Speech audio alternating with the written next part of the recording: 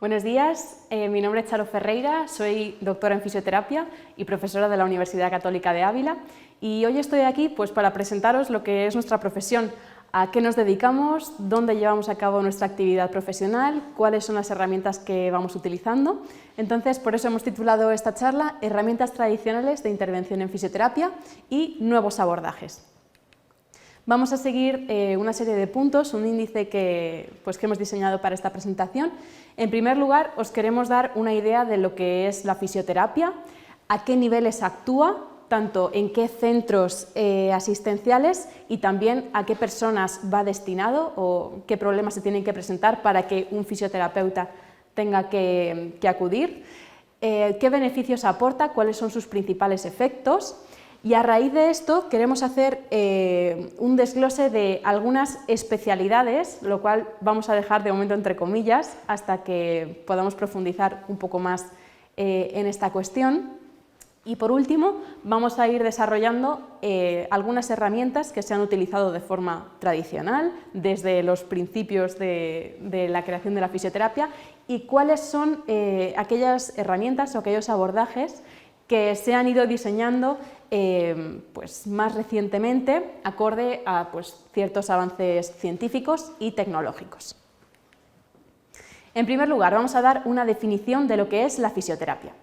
La fisioterapia es un conjunto de métodos, actuaciones y técnicas que están orientadas tanto a curar, a prevenir, a readaptar, a rehabilitar a una persona que haya padecido algún tipo de lesión o también en algunas situaciones en las que se quiera prevenir algún tipo de problema físico o sensitivo, cognitivo. Después iremos profundizando en estas cuestiones.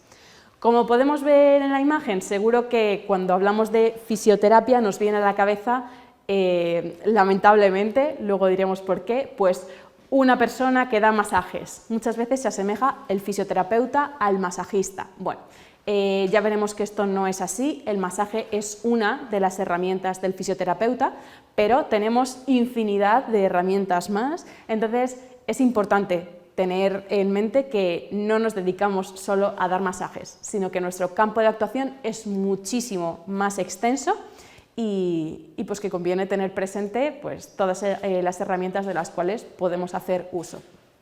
Vemos en la segunda imagen una mujer, una fisioterapeuta, que se está encargando de movilizar la pierna de un paciente. Seguro que, si alguno de vosotros ha tenido algún problema, ya sea una fractura o quizá una lesión de la rodilla o demás, siempre que vamos al fisio, el fisio se encarga de movernos.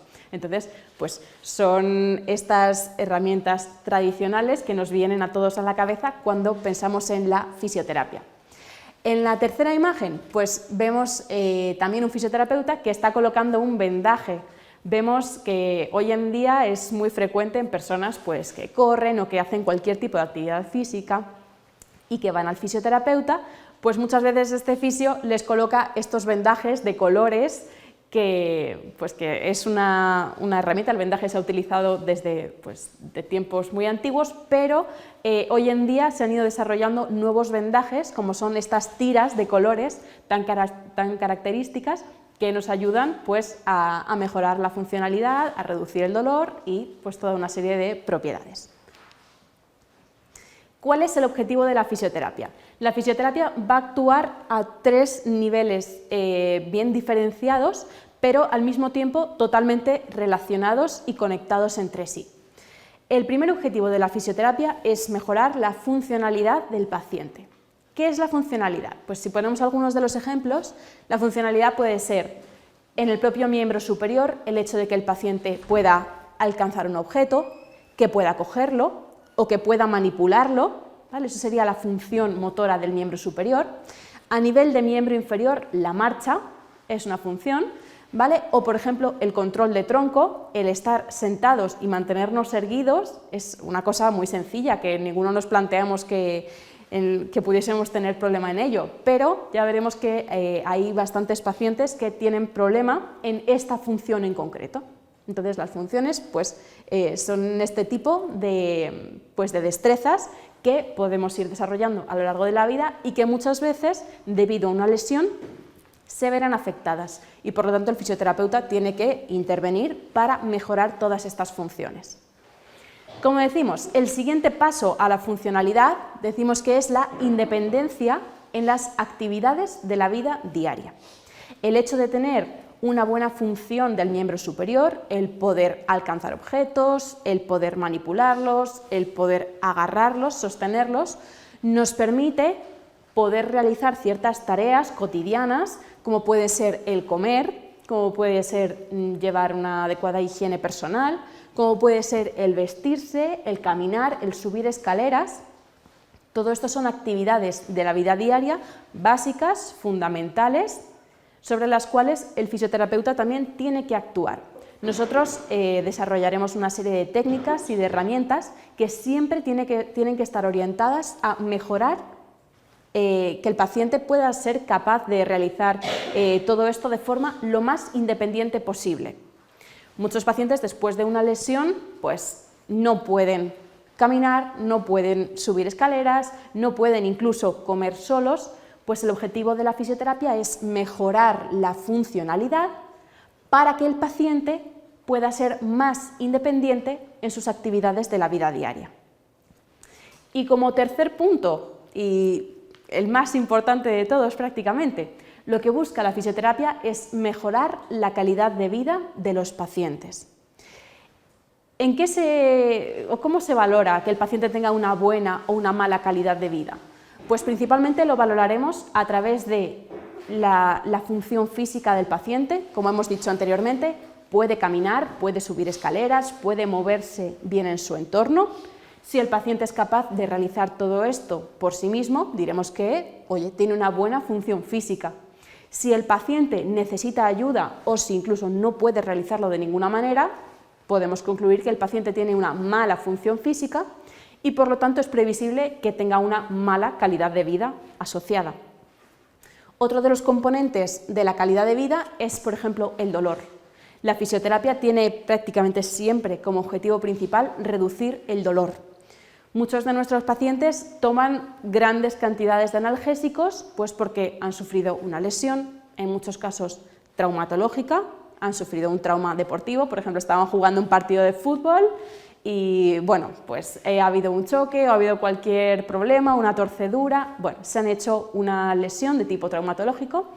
Esto lleva asociado frecuentemente que haya mucho dolor, que haya una incapacidad para realizar el movimiento, incluso el más básico, el de caminar o el de mover la pierna, mucha inflamación asociada, pues la fisioterapia tiene las herramientas para poder intervenir en todas estas variables y por lo tanto ir mejorándolas una a una.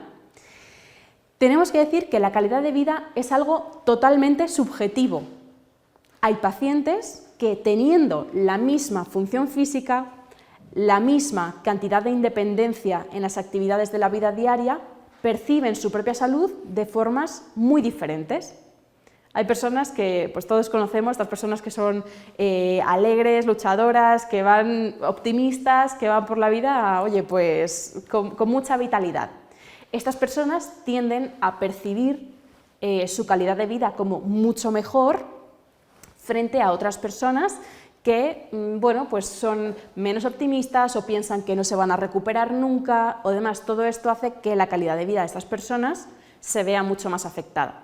Por lo tanto, ante dos lesiones exactamente iguales, si dos personas tuvieran la misma lesión, es posible que uno perciba su calidad de vida como mucho mayor a pesar de estar lesionado y que otro, con una percepción mucho más pesimista de su situación, perciba que tiene una muy mala calidad de vida. Por lo tanto, desde la fisioterapia lo que tenemos que hacer es siempre, paso por paso, lo primero de todo, mejorar la funcionalidad para que el paciente pueda moverse mejor en su entorno. En consecuencia, esto mejorará su independencia en las actividades de la vida diaria, podrá realizar mejor sus actividades cotidianas, ya sea caminar, subir escaleras, comer, vestirse, asearse. Y el hecho de ser independiente en todas estas actividades va a repercutir de forma directa para que estos pacientes tengan una mejor calidad de vida. se sientan más vitales, sientan que tengan menos dolor, sientan que son más independientes en su entorno, puedan tener una mejor situación emocional, una mayor salud mental. Entonces todo esto va a ir repercutiendo paso por paso hacia una mayor independencia y calidad de vida. ¿Dónde actúa la fisioterapia? ¿Dónde encontraremos un fisioterapeuta? Pues podemos encontrarlo en distintos centros. El primero de todo, el más habitual, son las clínicas privadas. Hoy en día es muy frecuente, allá donde viváis cada uno de vosotros, es muy frecuente ir dando un paseo y te encuentras muchísimas clínicas de fisioterapia. Cada una nos ofrece distintos servicios, pero el caso es que ir por la calle y encontrar fisioterapia, incluso fisioterapia y osteopatía, bueno, pues es muy habitual. Entonces, la clínica privada es, digamos, el centro asistencial por excelencia del fisioterapeuta. En segundo lugar, en hospitales, grandes hospitales. ¿De qué se encarga un fisio en hospitales? Pues generalmente se encarga de recibir a aquellos pacientes que han sido derivados de traumatología, del médico rehabilitador, de neurología y de otras especialidades, pero las más frecuentes van a ser esas, traumatología y médico rehabilitador. Una vez que el paciente ha visto a estos dos especialistas y el especialista determina que ese paciente necesita fisioterapia, pues llega a los gimnasios de rehabilitación, que son salas pues muy espaciosas, con muchas camillas, con muchos artilugios, pelotas, picas, aros, pues cosas de lo más variadas. Entonces, todos los hospitales tienen su gimnasio de rehabilitación, que es allí donde se encuentran los fisioterapeutas. Tanto en las clínicas privadas como en los hospitales, el fisioterapeuta trabaja siempre de la mano con otros compañeros, también profesionales sanitarios. El primero de todos, en el caso del hospital, hemos dicho que sería el médico especialista, traumatólogo o médico rehabilitador, pero hay otras profesiones sanitarias que trabajan de forma muy estrecha. Es el caso de la terapia ocupacional, que se encarga de recuperar e incidir mucho sobre las actividades de la vida diaria, lo que hemos dicho antes, que el paciente sea capaz de comer solo, que el paciente sea capaz de vestirse solo o de desplazarse al servicio. Pues todas estas cosas son las que machaca de forma más específica el terapeuta ocupacional. Muchas veces trabajamos también con logopedas. El fisio, uno de sus campos de actuación es tratar los problemas del habla o incluso de la deglución, el tragar el alimento o la bebida, pues el fisio se encarga también de estas cosas y comparte área con el logopeda. Muchas veces trabajamos también con el neuropsicólogo, especialmente en algunos tipos de patologías neurológicas, como veremos después, y muchas veces también con trabajadores sociales, dado que nuestros pacientes pues frecuentemente necesitan apoyo del sistema, ya sea para la realización de ciertas tareas domiciliarias o bueno, pues asistencia para ciertas tareas que ellos no pueden realizar de forma autónoma. En tercer lugar, tenemos los centros de salud. No en todos los centros de salud hay fisioterapia, pero bueno, cada vez estamos más presentes en la atención primaria. Generalmente en los centros de salud se ven o se tratan aquellas lesiones que no son de alta gravedad y también aquellas lesiones que son más crónicas. Por ejemplo, si tú vas al médico de atención primaria porque te duele mucho el cuello, te duelen mucho las cervicales o tienes mucho dolor a nivel de la espalda baja, a nivel lumbar, es posible que, dado que no es un problema especialmente severo, sino que con algún abordaje sencillo se pueda tratar, es posible que simplemente el médico te derive al centro de salud, a las sesiones de fisioterapia, para pues, que te pauten unos ejercicios o que te pongan unas corrientes eléctricas o para que te enseñen unos estiramientos, algunas cosas así sencillas. Entonces, cada vez con más frecuencia el fisioterapeuta está presente en los centros de salud, aunque este porcentaje todavía varía mucho entre comunidades autónomas y pues es algo que todavía está pendiente de implementarse de una forma más sólida. En siguiente lugar tenemos, ¿dónde actúa el fisioterapeuta? En las asociaciones de enfermos. No sé si conocéis, pero es muy frecuente cada vez más que los enfermos de distintas patologías, por ejemplo, enfermos de Parkinson, pues se reúnen, crean entre ellos y sus familiares una asociación de pacientes con enfermedad de Parkinson y entonces pues se dispone de un local en el cual pues se hace uso pues de todas estas herramientas de fisioterapia que vamos a comentar. Se contrata a un fisioterapeuta, a un terapeuta ocupacional, a un logopeda, distintos profesionales sanitarios que se encargan de mejorar la funcionalidad, la calidad de vida de estos pacientes. Y por último, en residencias de mayores, esto sí, en todas, prácticamente todas, ya está presente el fisioterapeuta, porque se ha visto la importancia de que un profesional sanitario atienda a estos pacientes y mejore su grado de movilidad, porque ya sabemos que en las residencias, bueno, pues nuestros pobres ancianos muchas veces pasan demasiado tiempo de un modo inactivo, mucho tiempo sentados, mucho tiempo sin despertar el cerebro, sin hacer actividades. Entonces se ha visto que es fundamental que estas personas tengan sus sesiones diarias, generalmente, o si no, a días alternos, de fisioterapia, que les permita moverse durante un rato, hacer ejercicio, que se mantengan activos para mejorar en gran medida su salud.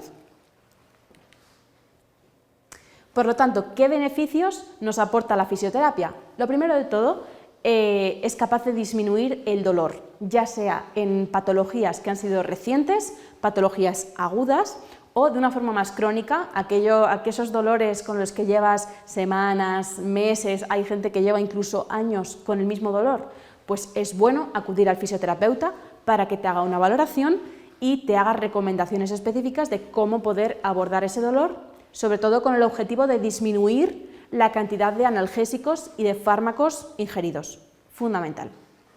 Por otro lado, y de forma muy relacionada, disminuye la inflamación. Frecuentemente esta inflamación va asociada pues, a un trauma o una lesión deportiva, etc. Entonces, muy relacionado con el manejo del dolor, manejo de la inflamación, previene enfermedades. Una de las principales herramientas de la fisioterapia es la actividad y el ejercicio físico. Entonces, hoy en día cada vez más estudios científicos nos confirman que el ejercicio físico es fundamental para prevenir patologías y también para curarlas. Por lo tanto, a nivel de prevención, ya sea de patologías musculares, patologías de huesos, a todos los niveles, es fundamental realizar actividad física. Y si está pautada por un profesional sanitario, como es el fisioterapeuta, muchísimo mejor. Frena el progreso de las enfermedades, por este mismo motivo que comentábamos, fortalece el organismo y, al final, en última instancia, lo que queremos es mejorar el bienestar, aumentar la calidad de vida de los pacientes. Por lo tanto, pues tenemos unas herramientas, unos efectos positivos de la fisioterapia que podremos aplicar en diversos campos. Ante la siguiente pregunta, ¿hay especialidades en fisioterapia? La respuesta sería no. Legalmente, no hay especialidades en fisioterapia, todavía. Pero a nivel práctico, esto es muy frecuente, encontrarte un fisioterapeuta que diga yo soy fisioterapeuta especialista en no sé qué, yo soy fisioterapeuta especialista en tal. Aquí tenemos pues una brecha muy grande entre lo que contempla la legislación y lo que es la práctica clínica habitual del fisioterapeuta. Cuando uno termina la carrera de fisioterapia, ha obtenido los conocimientos básicos de todas las especialidades o de todos los campos de actuación. Esto es así, pero después el fisioterapeuta se sigue formando.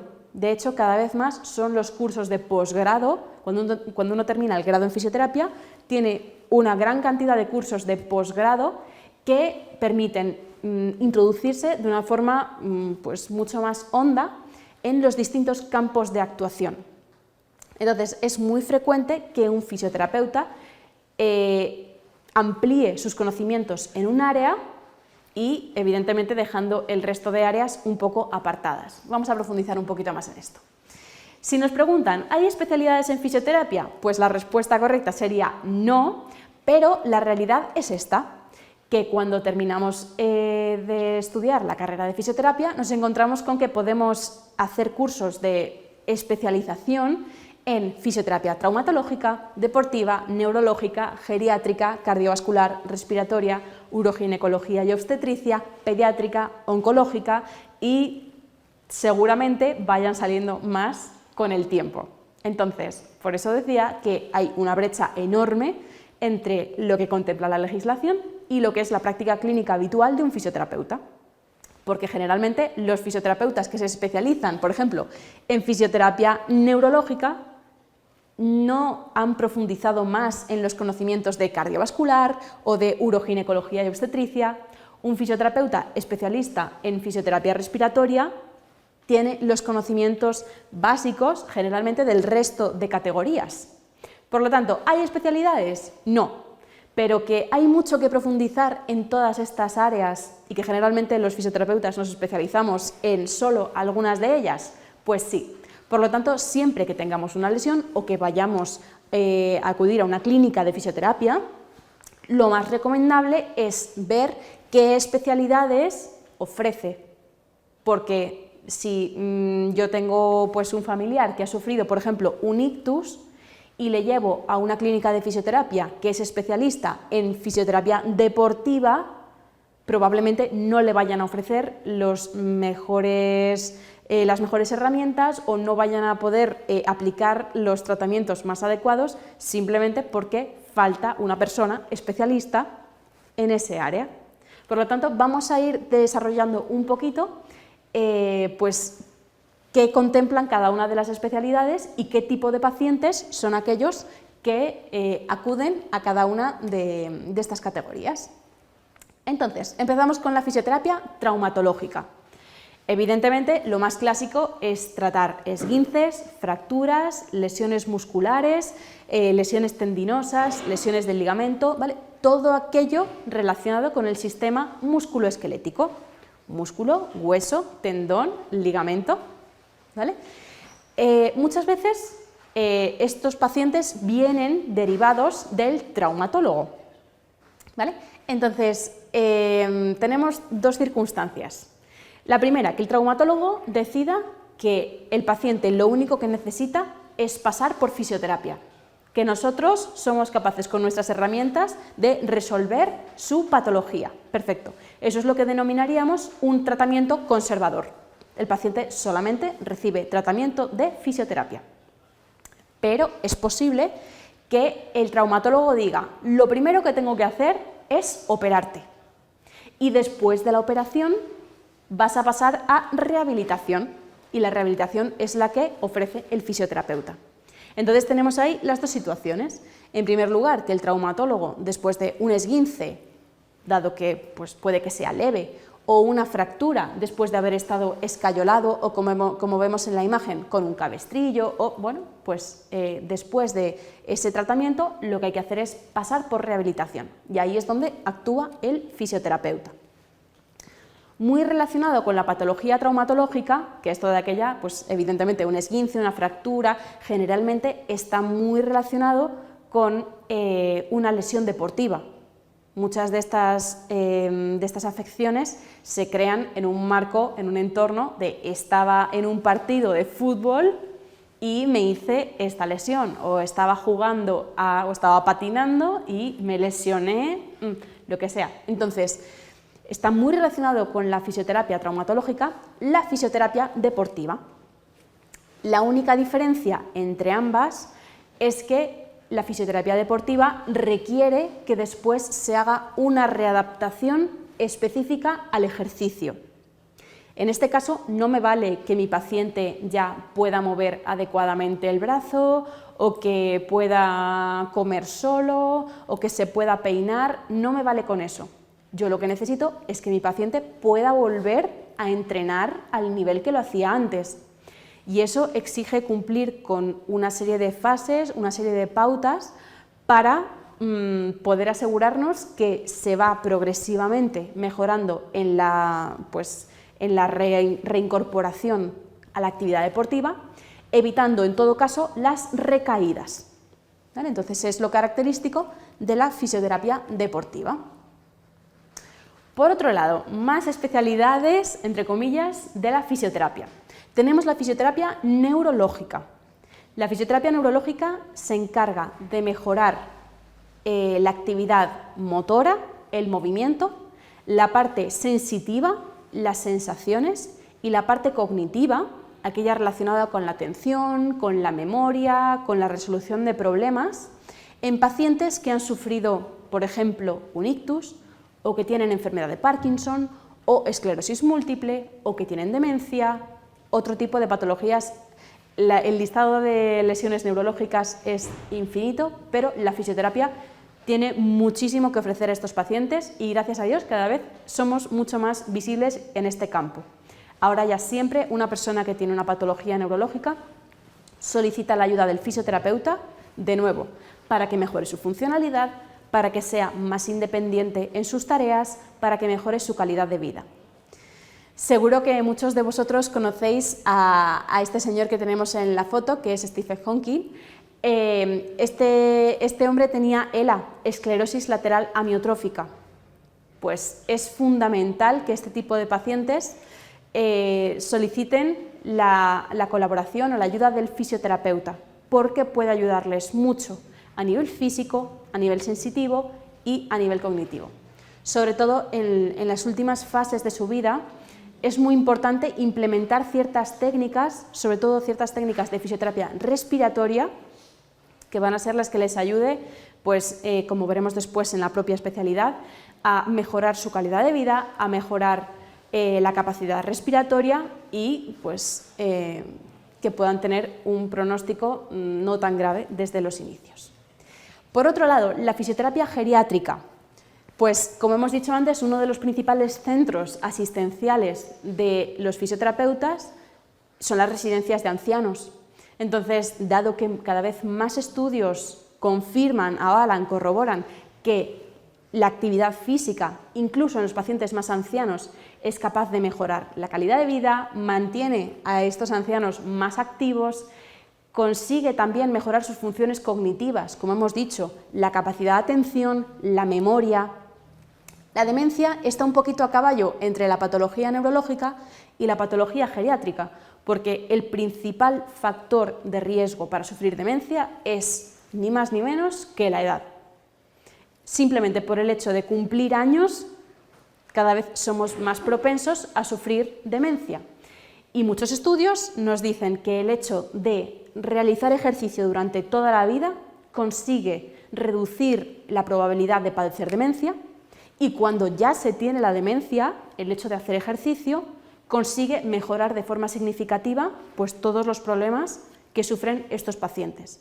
Así que, un punto súper importante, hay que poner a todas las personas mayores a hacer actividad, a moverse, ¿vale?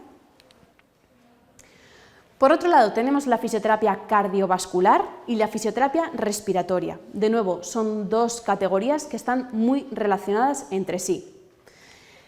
Por un lado, a nivel cardiovascular nos encontramos con diversos problemas, personas que han sufrido un infarto o una angina de pecho, o incluso cada vez más pacientes a los que se les ha sometido a un trasplante cardíaco, un trasplante de corazón, pues necesitan que después se haga una readaptación progresiva al esfuerzo.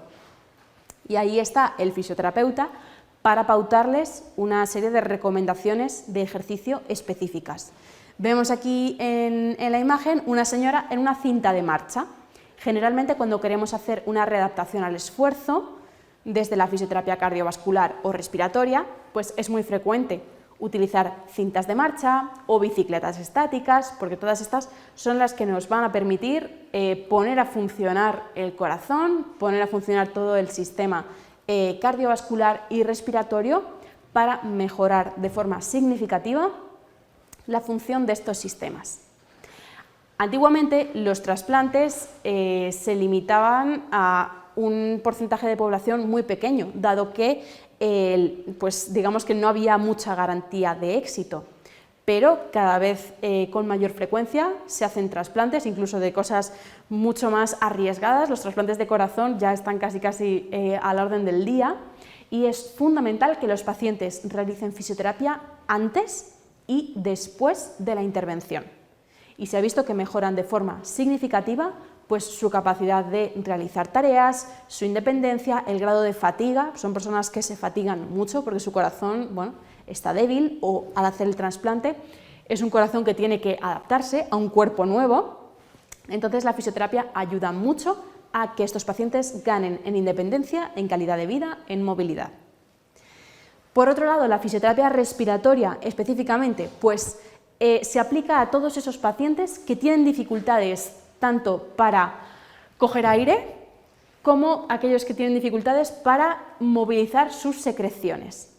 Hay pacientes que, bueno, por el estilo de vida que han llevado, especialmente los fumadores, es muy probable que sufran EPOC, bronquitis, bronquiectasias, que tengan una limitación de la capacidad pulmonar, pues las técnicas específicas de fisioterapia respiratoria les van a ayudar a mejorar sus volúmenes pulmonares. Va a ayudar mucho a que su capacidad de expansión de la caja torácica y de ventilación pulmonar aumente de forma significativa, y por lo tanto pues tengan esta mayor holgura para poder dar un paseo, poder tener una conversación mientras andan, que es lo primero que se quejan estos pacientes. Dicen, es que yo voy dando un paseo y no puedo mantener una conversación con la persona que va al lado porque me ahogo. Entonces, en estos casos de con pequeño esfuerzo me ahogo, es necesario introducir esta serie de técnicas cardiovasculares y respiratorias para que el paciente sea más autónomo. Hay otros pacientes que el hecho de que tengan esta capacidad ventilatoria tan reducida hace que no sean capaces de movilizar correctamente las secreciones. Son pacientes que generan mucho moco, pero el moco se les queda atascado en la base de los pulmones, en la zona más baja. ¿Qué pasa? Que esto es un caldo de cultivo perfecto para todo tipo de infecciones. Entonces, desde la fisioterapia respiratoria, lo que tenemos que hacer es intentar que ese paciente movilice correctamente el aire para que el moco que está asentado en la base del pulmón pueda movilizarse y finalmente ser expulsado. Así que, como veis, tenemos herramientas para todo. Tenemos otra especialidad que está muy de moda en los últimos años y gracias a Dios está profundizando muchísimo en el conocimiento, nos está permitiendo pues, ahondar mucho en estas cuestiones, que es la fisioterapia uroginecológica y obstétrica. ¿A qué hace referencia todo esto? Si desglosamos un poquito el nombre, uro viene del aparato urinario, ginecológico pues viene todo aquello relacionado con el aparato reproductor femenino, y obstétrica es aquella relacionada con el embarazo. Entonces, ¿qué tiene que ofrecer la fisioterapia en estos puntos? Hay muchas personas que sufren incontinencia urinaria. Hay algunos que, como habremos visto muchas veces en los anuncios, en la tele, pues que cuando se ríen o cuando tosen o demás tienen pérdidas de orina. Entonces, generalmente se trataba de esta manera, poniendo una compresa y sin más, pero desde los últimos años hemos dicho, pero si tenemos herramientas para mejorar esto, tenemos unos músculos que son muy potentes, que podemos fortalecer para evitar que haya estos escapes. Entonces, todo lo relacionado con la incontinencia urinaria, con las pérdidas de orina, o incluso incontinencia fecal, donde hay pérdida, escapes de heces, pues la fisioterapia uroginecológica puede ofrecer muchísimo. Además es algo súper agradecido, los pacientes notan la mejoría de forma muy rápida y es algo que sin duda cambia la vida. Hay muchas personas que no salen a la calle o que no quedan con sus amigos porque tienen miedo a que se les escape la orina. Entonces es algo que les cambia la vida de forma radical. Prolapsos, ¿qué es un prolapso? Un prolapso es un descenso de las vísceras pélvicas. Muchas veces, pues a medida que, especialmente las mujeres, es algo más característico de la mujer que del hombre, aunque también puede suceder en ellos, a medida que se van cumpliendo años o por el hecho de tener una baja actividad muscular de todo nuestro suelo pélvico, o por haber tenido pues, gran cantidad de partos, sobre todo las mujeres que han estado embarazadas muchas veces y demás. Todo esto deja una debilidad de nuestra musculatura perineal que hace que las vísceras desciendan. Por ejemplo, la vejiga cae o incluso la vagina puede caer, entonces este descenso de las vísceras pélvicas crea una sensación como de pesadez en toda la zona genital. Todo esto lo podemos tratar nosotros desde la fisioterapia también. Y en cuanto a la parte obstétrica, pues la fisioterapia tiene un montón de herramientas para mejorar la forma física de la embarazada y sobre todo para darle herramientas para cuando llegue el momento pues del parto. Hay que enseñar a estas mujeres a empujar, hay que enseñarlas a respirar. Toda la fase de preparación al parto suele hacerla una fisioterapeuta. También para que su zona genital esté preparada para el expulsivo y que después haya las menores complicaciones posibles. Sabemos que durante el parto se pueden hacer episiotomías, que es hacer un corte pues de distintas capas musculares y cutáneas. Entonces, siempre que se pueda evitar la episiotomía, fenomenal. Si podemos evitar que la mujer necesite el uso de un fórceps o de una ventosa para extraer al niño, pues mejor. Todo esto consiste en darle a la mujer la mayor cantidad de herramientas posibles para que pueda llevar todo el proceso de embarazo y parto de una forma liviana, incluso gustosa, y que no haya problemas por el camino. Al hilo de la fisioterapia obstétrica, tenemos la fisioterapia pediátrica, ¿vale? Es aquella que se encarga del tratamiento de los niños. ¿Qué problemas nos encontramos en los niños? Pues aquí en las imágenes podemos ver algunos. Por ejemplo, en la foto de la izquierda tenemos una niña con síndrome de Down. ¿Cuál es la característica de los síndromes de Down? Pues son niños que tienen una actividad muscular muy baja. Esto se llama que son niños hipotónicos. Tienen muchas dificultades, tanto motoras como intelectuales, y la fisioterapia puede ofrecerles muchísimo en ambos sentidos, sobre todo, evidentemente, en el ámbito motor. Pues ya vemos a esta niña que termina de hacer una competición de atletismo, está contentísima, pues bueno, seguramente su fisioterapeuta esté ahí al lado, orgullosísimo, porque gracias a toda la intervención ha conseguido que esa niña pues, pueda salir a correr en esa carrera. Después al lado tenemos a un niño con parálisis cerebral. Pues son niños que en función del grado de afectación pueden tener unas complicaciones motoras leves, de tal forma que puede ser que a lo mejor no les funcione correctamente un brazo, una pierna, o un brazo y una pierna, ¿vale? Puede ser leve, o es posible que la afectación sea tan severa que les haga estar en una silla de ruedas durante toda su vida. El hecho de que el niño esté en una silla de ruedas no quita a que hay que mejorar en todo lo posible las funciones motoras de ese niño. Entonces, pues la fisioterapia tiene muchísimo que ofrecer para hacerles más independientes, para que sus padres puedan tener un mejor manejo. El hecho de que los papás tengan que estar todo el día pues, cargando con el niño o ayudándole a hacer las tareas o demás, pues evidentemente es una carga para ellos. Entonces, si podemos dejar al pequeño en la mejor situación posible para que los padres puedan tener un buen manejo de él, fenomenal. Y sobre todo que sea lo más independiente posible en sus actividades cotidianas. Por último, tenemos a la fisioterapia oncológica. La fisioterapia oncológica es aquella que se encarga del tratamiento de las secuelas de distintos tipos de cáncer. Como sabemos, hoy en día es muy frecuente el cáncer de mama, el cáncer de colon, bueno, tenemos el cáncer de piel, tenemos un montón de cánceres a distintos niveles que dejan secuelas muy graves. El tratamiento del cáncer muchas veces es quirúrgico, quimioterapia, radioterapia, ¿vale? Pero generalmente todos estos son tratamientos que dejan una serie de secuelas y de problemas asociados. El más frecuente lo vemos aquí en la imagen. Vemos, por ejemplo, en la imagen de la izquierda, pues una persona que tiene una pierna delgadita, normal, estándar, y justo al lado vemos que su otra pierna está muy hinchada.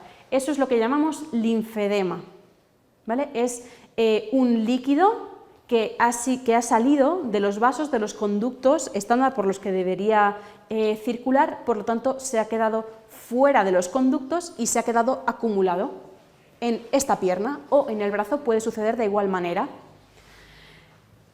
La fisioterapia es una herramienta clave para mejorar el linfedema y todas las secuelas de un cáncer o de la medicación. ¿Qué hacemos en estos pacientes? Podemos hacer la técnica que llamamos drenaje linfático manual, que ayuda mucho a reconducir este líquido que ha salido de los conductos y permite volver a llevarlos, digamos, por su cauce. Entonces, con el drenaje linfático conseguimos esto, más pues toda una técnica de vendaje compresivo que ayuda un poco eso, a ejercer esa presión sobre el miembro para que el líquido pueda recircular. Gracias a estas dos herramientas de fisioterapia conseguimos que el linfedema se reduzca de forma significativa, que el paciente vuelva a ser más independiente, pueda realizar mejor sus tareas y, por supuesto, tenga una mayor calidad de vida. ¿Cuáles son las herramientas que se han utilizado de forma tradicional en la fisioterapia? Ya hemos ido diciendo algunas de ellas, pero bueno, lo más clásico es emplear técnicas de cinesiterapia pasiva. Tenemos que decir que el término cinesiterapia se conforma de dos raíces bien diferenciadas. Cinesi, terapia, que hace alusión a terapia mediante movimiento. ¿Vale? Todo aquello relacionado con un poco la raíz cinesi es el movimiento. Entonces, tenemos por un lado aquella variante que utiliza movimiento pasivo, como vemos en la primera categoría, y en segundo lugar la que emplea movimiento activo. ¿Cuáles son las diferencias? En la cinesiterapia pasiva, el paciente no realiza ningún tipo de movimiento, sino que es el fisioterapeuta el que moviliza al paciente, ¿vale? Pero el paciente permanece en reposo. Entonces, aquí es donde realizamos movilizaciones. Cuando veíamos en la primera imagen, y también lo vemos aquí, una persona tumbada en una camilla, le cogemos el brazo, la pierna o el segmento que haya que movilizar, y entonces el fisioterapeuta se encarga de moverlo. El paciente no está haciendo ningún tipo de fuerza, ningún tipo de actividad voluntaria, simplemente está dejando que el fisioterapeuta le movilice, ¿vale? También los estiramientos son una forma de cinesiterapia pasiva, ¿vale? Yo tengo un paciente que tiene dolor cervical y voy a realizarle un estiramiento del trapecio superior. Entonces coloco a mi paciente en una posición de estiramiento, hago que se mantenga esa posición para conseguir una mayor elongación muscular, para restablecer el funcionamiento, etc. ¿Vale? Entonces, lo primero de todo, utilizaríamos la cinesiterapia pasiva. Pero por otro lado, como decíamos, tenemos la cinesiterapia activa. En este caso, el paciente es el que realiza el movimiento por voluntad y fuerza propias.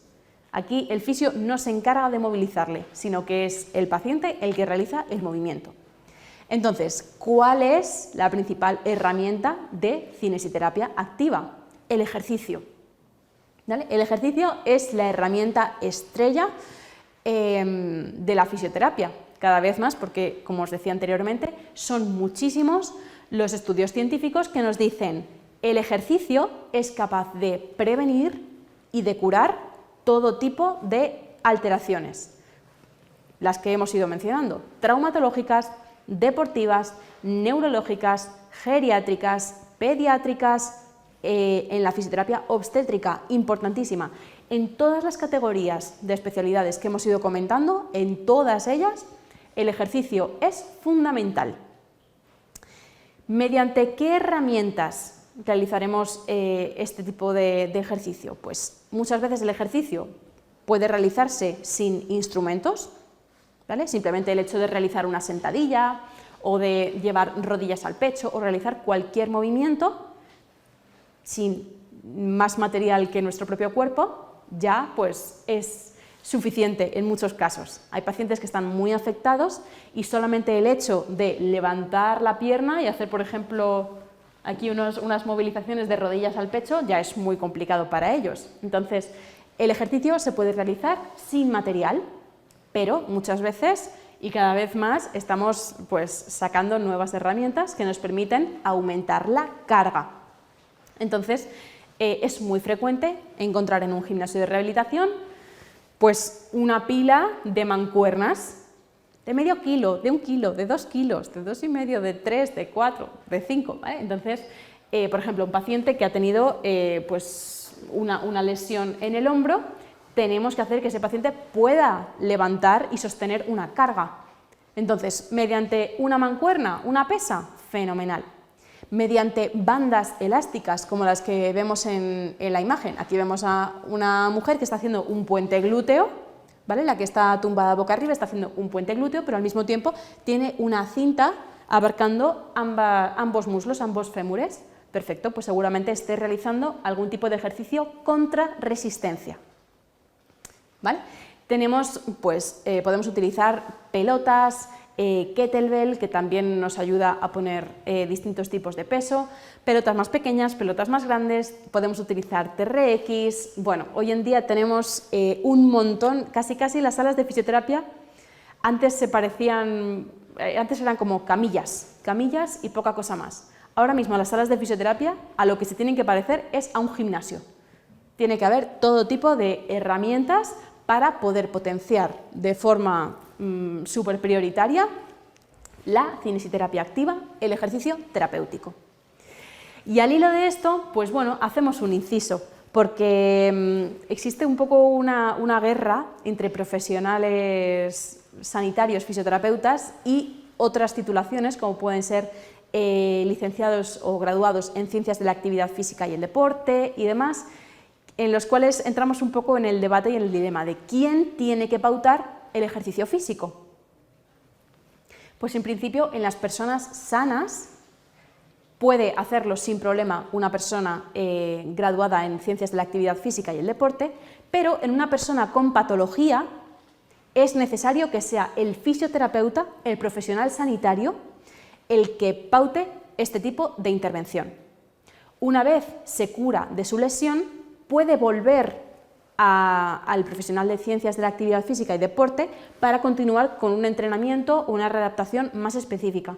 Pero es importantísimo tener en cuenta que el fisioterapeuta tiene como herramienta base, como herramienta principal, el ejercicio terapéutico.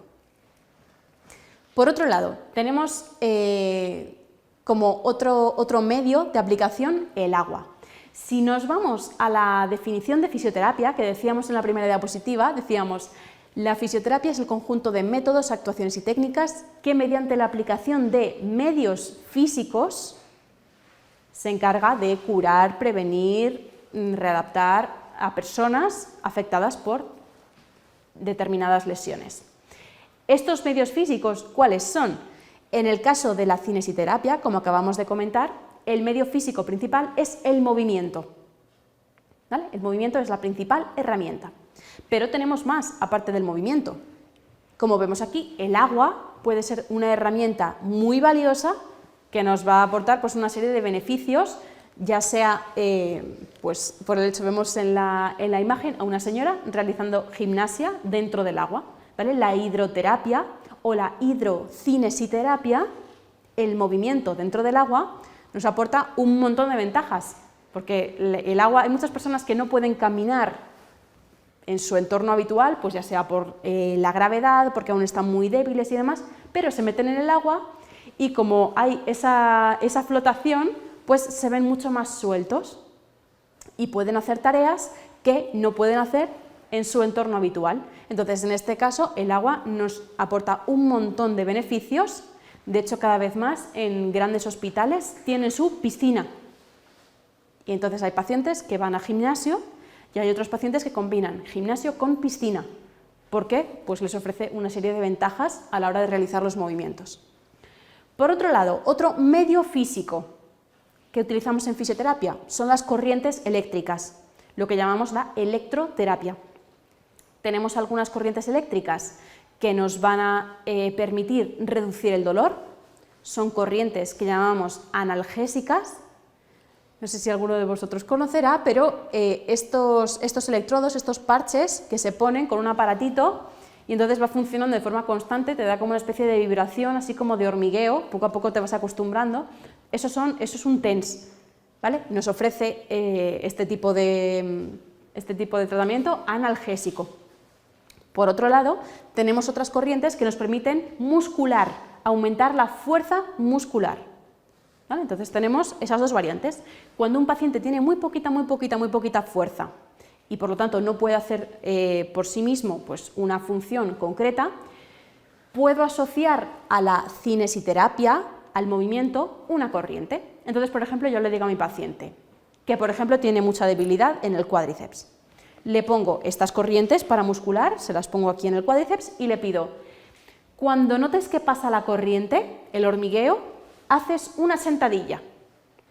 Entonces así, mediante las corrientes, hago que aumente la actividad de la musculatura y mediante la sentadilla amplifico pues, un poco esa respuesta motora. ¿Vale? Entonces tenemos corrientes eléctricas para analgesia y corrientes eléctricas para fortalecimiento muscular. Por otro lado, otros más medios físicos que utilizamos en fisioterapia. Podemos utilizar frío o calor, ¿vale? Lo que llamamos termoterapia o crioterapia, ¿vale? El calor o el frío. El calor lo aplicamos muchas veces simplemente con una bolsa caliente. Hay unas bolsitas que nos, según si las calientas o las enfrías, se llaman hot o cold pack, ¿vale? Dan o frío o calor. Pero cada vez en más salas de rehabilitación, ya en todas, tenemos estas lámparas que son así grandotas, que dan como una luz roja, se llama el infrarrojos, ¿vale? Es un tipo es un aparato que nos da ese calor superficial que nos ayuda pues, a dejar un poco los tejidos más preparados, más suaves, más laxos, para poder entrar después a hacer un tratamiento más específico de la musculatura. Tenemos luego otros aparatos también de electroterapia, como la onda corta o el microondas, que lo podemos también utilizar con esta finalidad de dar calor, pero cada vez en tejidos más profundos. Eso también lo podemos hacer. La masoterapia. La masoterapia es el masaje tradicional. Como habéis visto, no es la primera herramienta de fisioterapia, ni mucho menos. Hemos comentado muchas otras antes de esta. Y es por la que más se conoce a la fisioterapia. No debería ser así. Mi objetivo de esta charla es que a partir de hoy podáis ir a cualquier persona que os hable de fisioterapia a decirle: un fisioterapeuta no es un masajista. Y ya está. Y con eso vale. ¿Vale? Entonces, la masoterapia, el masaje, lo utilizamos, por supuesto, como una herramienta más.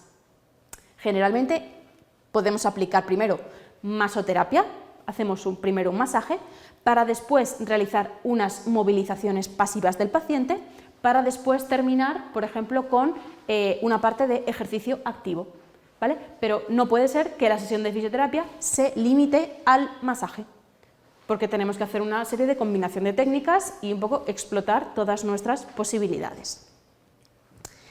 Otra herramienta, el vendaje, ya sea en modo de vendaje funcional, que es más del estilo de un esparadrapo, podríamos decir, o el kinesiotaping. El kinesiotaping son lo que decíamos, estos vendajes de colores que se utilizan para distintas lesiones musculoesqueléticas o incluso neurológicas, pediátricas. También se utilizan en casos de linfedema porque ayudan mucho a reabsorber todo este líquido que ha quedado extravasado. Entonces, bueno, esta es una herramienta famosa que ya muchos hemos visto gente por la calle con estas vendas pegadas. Y por último, como herramienta tradicional, pero que se está poniendo cada vez más de moda últimamente, la punción seca. La punción seca consiste en pinchar unas agujitas muy finas, puede ser dejarla pinchada o hacer entradas y salidas sucesivas con la finalidad de tratar un punto gatillo, que es digamos un punto de dolor dentro de una contractura, de una banda tensa dentro de un músculo.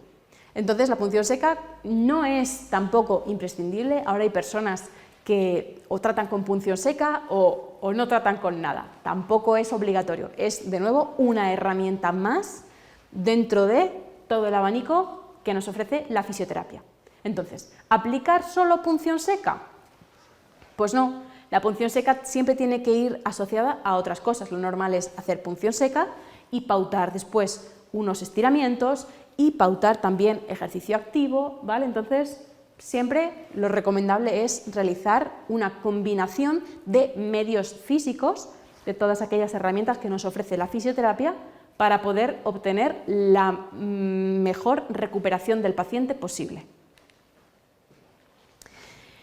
Pregunta: ¿qué herramientas se han desarrollado recientemente? Porque es verdad que de las que hemos mencionado, algunas son muy tradicionales, por ejemplo, las movilizaciones pasivas son muy tradicionales, pero nunca pasarán de moda porque son fundamentales.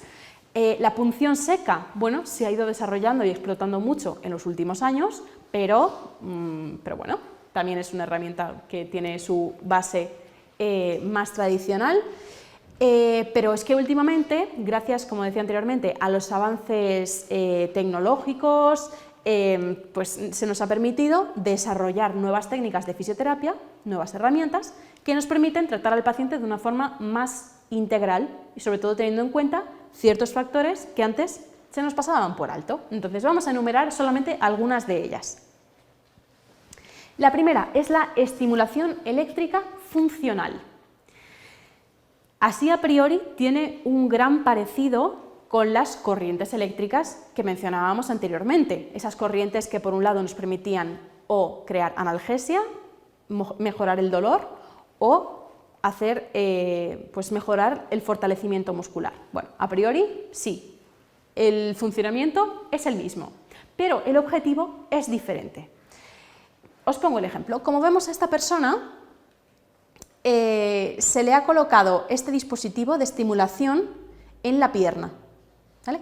Este paciente lo que tiene es un pie equino. El pie equino quiere decir que es un pie caído, que no tiene posibilidad de levantar los dedos, ¿vale? Y es un pie que en vez de estar recto en el eje está como metido hacia adentro, ¿vale? Entonces es un pie caído y metido hacia adentro, que no tiene posibilidad de levantar los dedos ni ser dirigido hacia afuera, ¿vale? ¿Por qué? Por inactividad de los músculos que se encargan de estas funciones, de levantar los dedos y dirigirlos hacia afuera. ¿Qué conseguimos con la estimulación eléctrica funcional? Conseguimos precisamente esto, que al poner estas corrientes eléctricas en la pierna, específicamente sobre el músculo que no está trabajando, conseguimos que el paciente haga este movimiento. ¿Veis? Y donde el paciente que antes tenía un pie equino, un pie caído, que no podía hacer este gesto, el hecho de ponerle la corriente ya permite que los dedos se levanten. ¿Por qué lo llamamos estimulación eléctrica funcional? Porque el objetivo no es que el paciente esté sentado en su casa o en la sala de rehabilitación con la corriente puesta y ya está, él tranquilo, viendo los minutos pasar. El objetivo no es ese. El objetivo es que esa corriente haga su efecto mientras el paciente hace la tarea. Por eso se le llama funcional. ¿Qué tarea podemos plantearle a este paciente que tiene un pie equino? Simplemente el hecho de caminar. Cuando un paciente con pie equino camina, el pie queda totalmente caído y por eso se tropieza con su propio pie, porque no es capaz de levantar los dedos y dar el paso y apoyar el talón lo primero. Cuando camina un paciente con pie equino, simplemente el pie queda caído y arrastra los dedos y se tropieza con su propio pie. Si a este paciente le ponemos la estimulación eléctrica funcional aquí, a nivel de la pierna, justo sobre los músculos que permiten que los dedos se levanten, esto va a permitir que al dar el paso consiga levantar los dedos y apoyar el talón. Y esto hace que mi paciente no tropiece con su propio pie por el hecho de no poder levantarlo. ¿Vale? Entonces, la estimulación eléctrica funcional consiste en implementar un dispositivo como el que tenemos presentado en la imagen, que a medida que yo voy realizando la tarea, manda los impulsos para que mi músculo se active. Entonces este paciente diría, voy a dar el paso. Y aquí justo en el momento en el que se tienen que activar, empieza a pasar corriente, pasa la corriente, pasa la corriente, pasa la corriente, y aquí, ya justo en el punto en el que ha terminado de realizar el paso, se relaja y deja de pasar la corriente. Vuelve a pasar corriente, vuelve a pasar corriente, vuelve a pasar corriente, y en este punto vuelve a relajar. Y esto permite que el paciente pueda irse desplazando a medida que realiza la función concreta, como puede ser caminar. La estimulación eléctrica funcional se puede utilizar para distintas tareas, no solamente es para la pierna, para mientras se camina, sino que puede utilizarse para la mano. Hay muchas manos de estos pacientes neurológicos, concretamente, que son manos caídas, que no tienen actividad. Entonces se implementa este tipo de dispositivo y permite que haga la función concreta. A lo mejor mi paciente quiere ir a coger un vaso de agua, pero no puede realizar este gesto.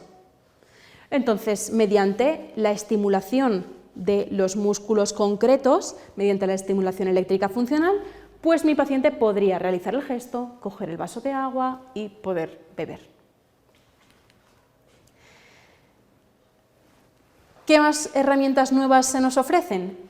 Hoy en día lo más desarrollado, lo que está un poco en vía de expansión total, es la robótica aplicada. Gracias a los avances en ingenierías, gracias a todos los avances tecnológicos, se nos han diseñado dispositivos específicos para la rehabilitación de nuestros pacientes.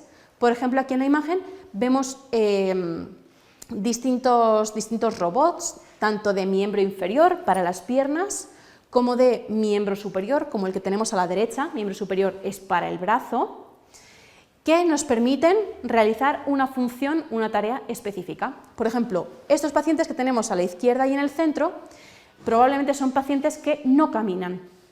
Han tenido una lesión neurológica, probablemente tengan paralizados desde el tronco hasta las piernas, no tienen nada de actividad de cintura o incluso de hombros para abajo, nada de actividad.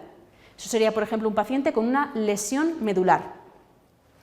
A estos pacientes no les podemos dejar, como no caminas, pues ya está, no hay nada que hacer. No, se ha visto que lo más recomendable para la recuperación de estos pacientes es ponerles a caminar. ¿Cómo les pongo a caminar? Pues con este tipo de dispositivos, este tipo de robots que guían los pies, tienen un sostén en las rodillas, tienen también todo un armazón, un corsé que les sostiene el tronco, se activa la máquina a la velocidad que nosotros le fijemos y entonces se va moviendo la máquina y el paciente pues simula que va realizando la marcha. ¿Vale? Entonces tenemos una serie de robots para el miembro inferior específicamente. Los más famosos son el Locomat o el Gait Trainer, Alex o otra serie de dispositivos. Hay muchos, cada uno le pone su marca, digamos, pero al final el objetivo de todos ellos es muy semejante. Poder suplir la actividad funcional que un paciente no puede hacer por sí mismo. En el caso del miembro superior, exactamente igual. El más famoso es el Meet Manus y aquí lo tenemos exactamente igual en la imagen de la derecha, donde pues, podemos ir realizando ciertas funciones que el paciente por sí solo no podría hacer. Entonces, cada vez más se están desarrollando nuevos equipos, nuevos protocolos de intervención basados en robótica aplicada para este tipo de pacientes que no pueden realizar la actividad por sí solos. Otro campo súper novedoso y que cada vez se está extendiendo más y que está más presente en todas las clínicas de fisioterapia es la realidad virtual. La realidad virtual nos ofrece un entorno simulado mediante un ordenador, pues por ejemplo, aquí en la imagen como podemos ver, pues al señor se le está presentando una mesa donde aparecen, pues van a ir apareciendo unos objetos y demás. Entonces el propio paciente tiene que ir interactuando con esos objetos que le van apareciendo para ir cumpliendo con las tareas. Por ejemplo, luego veremos uno en el que pues, cada vez que el paciente se agacha le dan puntos. Entonces, pues, a medida que se agache, que haga bien la sentadilla o pues, la tarea que se le mande, va consiguiendo más puntos y por lo tanto, pues oye, se le da un premio y demás, estupendo, ¿vale? ¿Qué nos permite la realidad virtual? Pues estar en un entorno e interactuar con él, mientras se nos va dando un feedback de forma constante, ¿vale? El hecho de que yo estoy en un entorno virtual y digo, voy a hacer una sentadilla. En mi casa yo la podría estar haciendo sin más, pues hago la sentadilla, estupendo. Pero si cada vez que hago una sentadilla y la hago correctamente se me da un premio, anda, perfecto, pues esta es la manera de hacer correctamente la sentadilla. Estupendo. Y también es un punto de motivación muy importante para el paciente, que es fundamental para que tenga una buena adherencia al tratamiento, para que esté implicado en su recuperación. Entonces, la realidad virtual es una herramienta muy buena para conseguir mantener al paciente implicado, motivado y pues para poder favorecer la recuperación de todas las funciones, ya sea de miembro superior, de miembro inferior o de cualquier tipo. ¿Qué tipos de realidad virtual tenemos? Tenemos la realidad virtual inmersiva, que es aquella que podemos aplicar mediante las gafas, ¿vale? Tú te pones las gafas de realidad virtual y entonces te sientes totalmente en el entorno que se te está ofreciendo, ¿vale? Estás totalmente metido, introducido en la situación que se te está planteando en el entorno virtual. Por otro lado, tenemos la semi-inmersiva. En este caso no tenemos unas gafas. Sería, por ejemplo, esta foto de la derecha en la que al niño se le está grabando con una camarita y entonces él está apareciendo reflejado en la pantalla, ¿vale? La semi-inmersiva es esa situación en la que se te graba la figura corporal con una cámara y entonces tú apareces reflejado dentro de la imagen, ¿vale? Entonces tú te mueves y aparece el movimiento dentro de la propia imagen que se está reflejando en el monitor, ¿vale? Esa es la semi-inmersiva. Y por último tenemos la realidad virtual no inmersiva o de escritorio, que es aquella en la que simplemente interactuamos con un mando, pero no aparecemos reflejados en la pantalla, sino que simplemente o con un mando o con un ratón de ordenador, a través de esas herramientas, es como interactuamos con el entorno virtual presentado, nada más. ¿Qué nos dicen los estudios científicos? Que lo más efectivo es utilizar la realidad virtual inmersiva. Cuanto más metido estás en el entorno, más probabilidad hay de que tu recuperación sea más exitosa. Entonces, si yo para mi clínica tengo que comprar un equipo de realidad virtual, evidentemente también la inmersiva es la más cara, por supuesto, pero bueno, yo me plantearía tener una semi-inmersiva o una inmersiva. Cada vez hay gafas mucho más económicas y bueno, pues da mucho juego a la hora de plantearle distintas actividades de tratamiento al paciente. Entonces, lo mejor sería coger una semi-inmersiva. La Wii o la Xbox nos ofrecen un montón de herramientas, pues puedes interactuar desde el mando, pero por ejemplo la plataforma de equilibrio, la que tenemos aquí reflejada en la imagen, también nos aporta mucha información y es buena para la recuperación pues, de la marcha o del equilibrio del paciente y demás. Entonces, bueno, tenemos estos tres tipos de realidad virtual. Tenemos por otro lado lo que se llama la interfaz cerebro-ordenador. ¿Qué es la interfaz cerebro-ordenador? La interfaz cerebro-ordenador son estos dispositivos que estamos viendo en la imagen, es como una especie de casco que va a recoger las señales que se van generando en el cerebro para recrear aquellos movimientos que nosotros vamos pensando. Por ejemplo, este paciente mío, vamos a suponer que ha tenido pues de nuevo una lesión medular y que no es capaz de mover de cintura para abajo. Si este paciente mío piensa, ay, quiero estirar la pierna, está sentado en una silla y dice, ay, me gustaría estirar la pierna. Vale, pero técnicamente no puede porque tiene una lesión medular. Bueno, pues estos dispositivos los que nos permiten es que mi paciente piense, voy a estirar la pierna y automáticamente un robot le estira la pierna. Es alucinante, pero es que la neurociencia y la tecnología ha avanzado de una forma extraordinaria.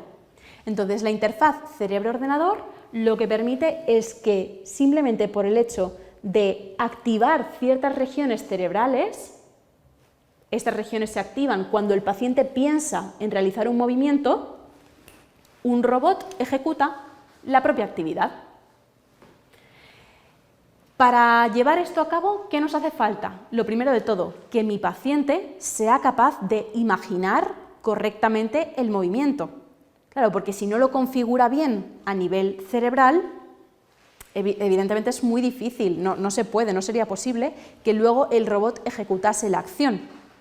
¿Vale? Entonces es muy importante trabajar con este tipo de pacientes toda la parte de imaginar los movimientos de una forma correcta para que después el robot pueda ejecutar la acción en base a lo que se le ha mandado realizar.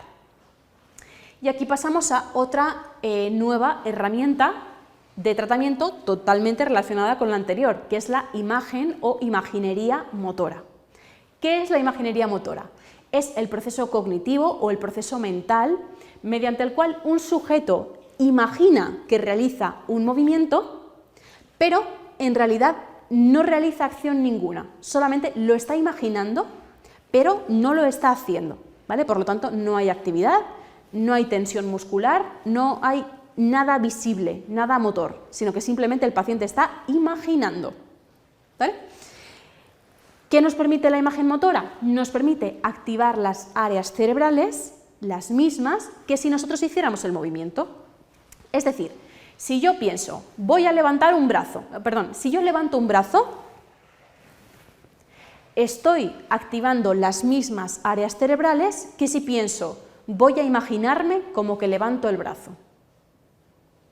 ¿Vale? Son exactamente las mismas zonas cerebrales. Entonces, claro, esto nos ayuda mucho a cuando un paciente no tiene la capacidad de realizar un movimiento, voy a mandarle que se lo imagine, que imagine que lo hace, pero sin realizar en realidad ninguna actividad. Tenemos que distinguir dos tipos de imagen motora. Por un lado tenemos la imagen motora visual y por otro tenemos la imagen motora cinestésica. La imagen motora visual es aquella en la que el paciente se imagina a sí mismo como si tuviese un espejo delante. Entonces tiene que recrear como si se viera en el espejo haciendo la acción. Por ejemplo, yo levanto un brazo y voy a imaginarme ahora como que tengo un espejo delante y que realizo esta misma acción de levantar el brazo. Entonces yo me concentro, cierro los ojos si hace falta y pienso, voy a intentar verme como si tuviera un espejo delante, subiendo el brazo. Os animo a todos, vamos a cerrar un momentito los ojos, ¿vale? Vamos a levantar el brazo y lo bajamos. Y ahora nos concentramos para imaginarnos que tenemos un espejo delante y que nos vemos a nosotros mismos levantando el brazo, realizando la misma acción que acabamos de hacer. Entonces, nos concentramos e intento verme en el espejo levantando el brazo. ¿Vale? A través de esta acción estoy activando las mismas zonas cerebrales que si estuviese haciendo realmente el movimiento. ¿Vale? Por otro lado, en la imagen motora cinestésica, en este caso yo no me veo en tercera persona, no intento verme delante o en un espejo haciendo la acción, sino que voy a centrarme en mis sensaciones. Es decir, voy a concentrarme en recoger toda la información que yo siento cuando levanto el brazo. Cuando levanto el brazo noto una tensión aquí delante del hombro, noto que mi costado se estira, ¿vale? Tengo una serie de sensaciones. Vale. Entonces, en primer lugar, haríamos la actividad para percibir correctamente todas estas sensaciones y a continuación le diríamos al paciente, ahora intenta volver a sentir aquello que sentías cuando realmente hacías el movimiento. Entonces, le pedimos al paciente, vuelve a sentir, intenta volver a recrear esas sensaciones que tenías al hacer la actividad, ¿vale? Y simplemente por el hecho de recrear esta situación, por el hecho de concentrarse en las situaciones, volvemos a activar las regiones cerebrales que están implicadas en la propia ejecución del movimiento. Entonces tenemos estos dos tipos de imagen, la imagen motora visual, en la que nos vemos delante, como si tuviéramos un espejo, haciendo una actividad concreta. Y por otro lado, la imagen motora cinestésica, que es la que está relacionada con las sensaciones que siento cuando realizo el movimiento. Tenemos una serie de herramientas de valoración para ver si nuestro paciente es capaz de imaginar correctamente los movimientos o no, porque claro, ¿cómo sabemos si una persona está imaginando bien el hecho de estar haciendo una acción o si lo está imaginando mal? Eso es muy difícil, la verdad, de valorar, pero bueno, en los últimos años se han ido desarrollando una serie de herramientas que nos permiten saber si nuestro paciente está imaginando correctamente las acciones y, por lo tanto, si las está imaginando bien, eso es que está activando correctamente sus regiones cerebrales. Si las está activando mal, quiere decir que no está activando correctamente. ¿Vale? Entonces, vamos a desarrollar ahora a continuación un poquito todas estas herramientas para ver cómo se aplican a unos pacientes reales. Bueno, pues ya tenemos aquí a nuestros dos pacientes voluntarios. Vamos a un poco a simular cómo se haría una valoración de la capacidad de creación de imágenes motoras, para valorar cómo mi paciente es capaz de imaginar los movimientos. Entonces, tenemos dos modalidades de valoración. Una de ellas me va a dar información sobre lo que llamamos la viveza de la imagen, o sea, cómo de clara es esa imagen que mi paciente crea sobre su propio movimiento. Y la otra modalidad va a estar más relacionada con el tiempo y la congruencia temporal entre el tiempo que tarda mi paciente en hacer la acción y el tiempo que tarda en imaginarla. Después desarrollaremos un poquito más esta idea. En primer lugar, vamos a valorar la viveza de la imagen, que es si mi paciente es capaz de crear de forma nítida estas imágenes motoras. Para ello tenemos dos cuestionarios, dos herramientas de valoración. La primera que vamos a ver es la herramienta CAVIC. Esta herramienta nos va a permitir saber, como decíamos, si mi paciente crea esas imágenes de forma clara o si son imágenes borrosas. Entonces, vamos a hacer algunas de las actividades con nuestra paciente. Entonces, vamos a pedirle, colócate sentada, relajada, ¿vale? Te voy a pedir, en primer lugar, que realices la actividad que yo te digo y después que te imagines que la haces, pero sin hacerla realmente, ¿vale? Entonces, en primer lugar, vamos a levantar los hombros, encógete de hombros y bajamos. Muy bien. Ahora te voy a pedir que te imagines que tienes un espejo delante y que te ves a ti misma realizando esta actividad, ¿vale? Concéntrate si te hace falta cerrar los ojos.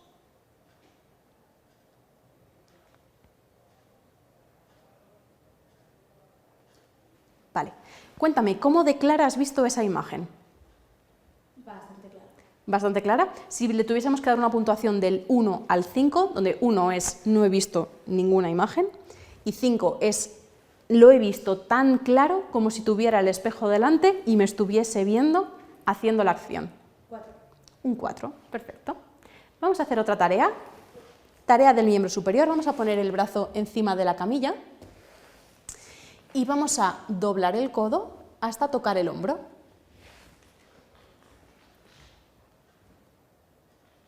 Perfecto. Y ahora te voy a pedir que intentes verte a ti misma como si tuvieras un espejo delante haciendo esta actividad.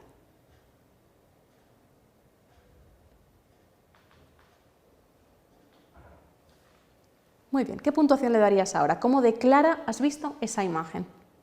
Igual, 4. Igual, un 4. ¿Vale? Vemos que hay cierta homogeneidad entre sus respuestas, pero en muchos pacientes lo que pasa es que ven más claras unas zonas del cuerpo y otras las ven mucho más borrosas o incluso no son capaces de crear la imagen.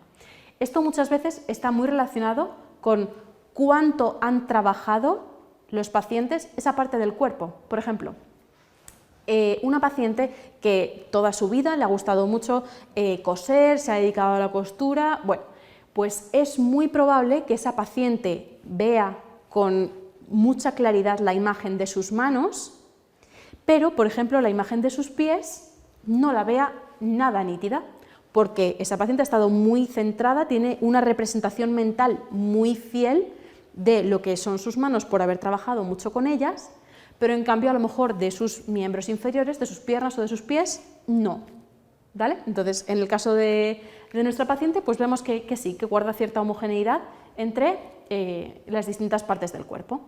Vamos a hacer ahora una imagen motora cinestésica, donde nos vamos a centrar en las sensaciones. Entonces, le vamos a pedir a la paciente que con la mano apoyada sobre la mesa vaya tocando con el pulgar cada una de las yemas de sus dedos. ¿Vale? Uno a uno. Y le pedimos que se concentre en las sensaciones que va teniendo al hacer la tarea.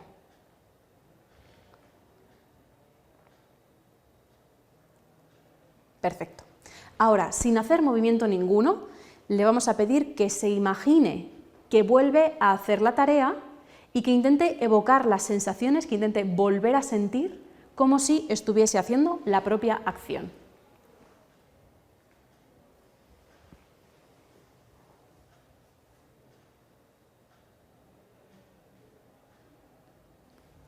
Cuéntanos, igual, puntuamos del 1 al 5, 1 sería no siento nada y 5 lo siento tan claro como si estuviese haciendo la propia acción.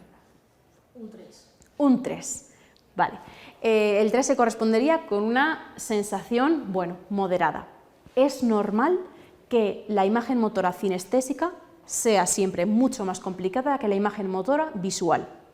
La imagen motora visual, el hecho de vernos a nosotros mismos en un espejo haciendo la acción, es mucho más fácil de realizar que evocar las sensaciones. Pero es muy importante decirle al paciente que hay que intentar focalizarse en las sensaciones, porque es el tipo de imagen motora que nos permite alcanzar una mayor actividad de la corteza cerebral. Entonces, siempre es nuestro deber incidir y decirle al paciente, vamos a focalizarnos mucho en las sensaciones. Y cuando queramos trabajar con el paciente la imagen motora, tenemos que reforzar mucho la imagen motora cinestésica, porque es la que logra una mayor actividad de las regiones del cerebro encargadas de planificar y de ejecutar la acción. ¿Vale? Vamos a hacer con nuestro otro paciente alguna tarea del miembro inferior. Entonces, por ejemplo, la primera de ellas que vamos a hacer va a ser estirar la rodilla y volver a apoyar el pie en el suelo. ¿Vale? Le vamos a pedir ahora que cierre los ojos, que se concentre y que intente ver como si tuviera un espejo delante.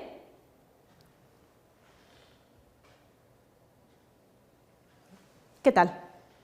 Un 3. Un 3, ¿vale? Digamos que es una imagen que está moderadamente clara, no termina de ser muy nítida, ¿vale? Vamos a probar con una tarea de cadera. Entonces le vamos a pedir que suba la rodilla al pecho y que la vuelva a bajar. Muy bien, cerramos los ojos, nos concentramos, intentamos visualizar la imagen. Un 3.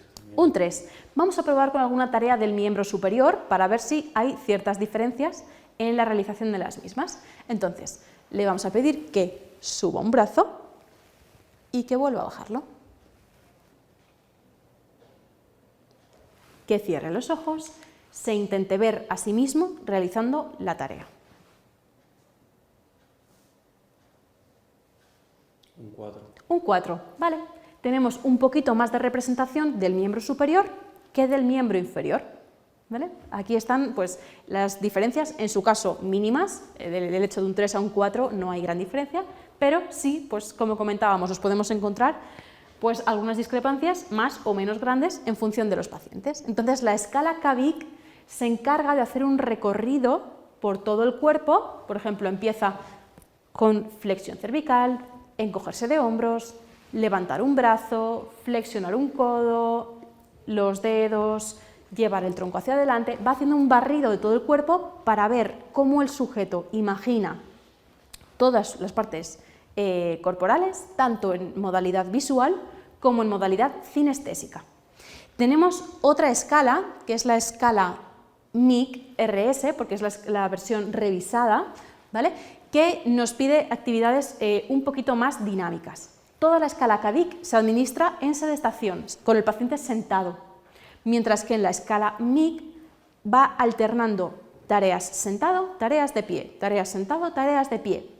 Y también va cambiando unas en modalidad visual, otras en cinestésica, otras en visual, otras en cinestésica. Mientras que la escala CADIC es todo un bloque de visual y por otro lado todo un bloque de cinestésica. ¿Vale? Entonces, vamos a probar algunas de las actividades. Ponte de pie, Alejandro. Vamos a pedirle que suba la rodilla y que vuelva a apoyar el pie en el suelo. ¿Vale? Vas a imaginarte como que tienes un espejo delante.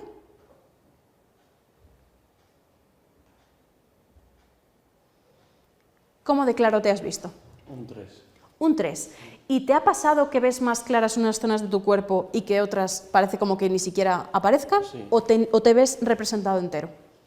Me veo más representado por la zona del miembro inferior. Más representado en la zona de donde estamos pidiendo la acción. Perfecto, muy bien, muchas gracias. Vamos a hacer una tarea de las que piden en sedestación. Entonces vamos a empezar con el brazo estirado al lateral y vamos a llevarlo al frente. ¿Vale? Ahora vamos a mantener el brazo aquí y concentrándote, intenta sentir como si el brazo volviera a desplazarse en este plano.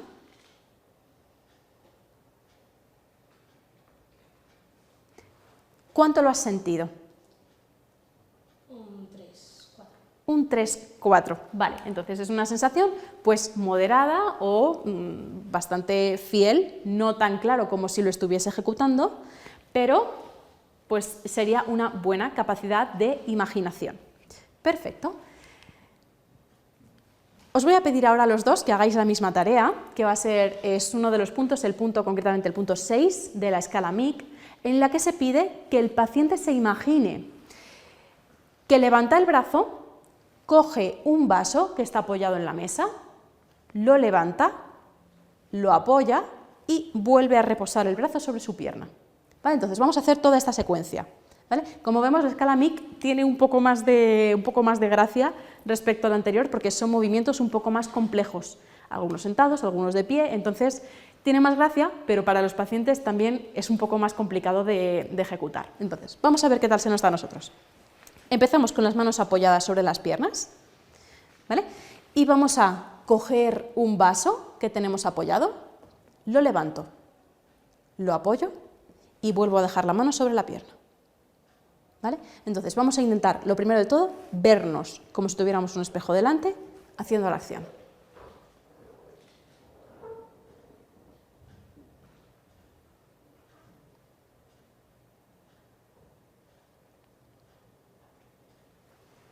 Cuéntame, Alejandro.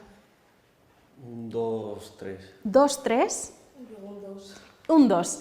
Como podemos comprobar, a medida que las acciones van siendo más complejas o que vamos encadenando pues una secuencia de actividades, se hace mucho más complicado de retener y de volver a evocar. Tenemos un 2-3 en modalidad visual. Vamos a ver qué tal las sensaciones. Entonces, vamos a volver a hacer la acción. Os recuerdo, es levantar el brazo, coger un vaso, levantarlo, apoyar. ¿Vale? Entonces, vamos a intentar volver a evocar esas sensaciones, volver a sentir como si hicierais la acción.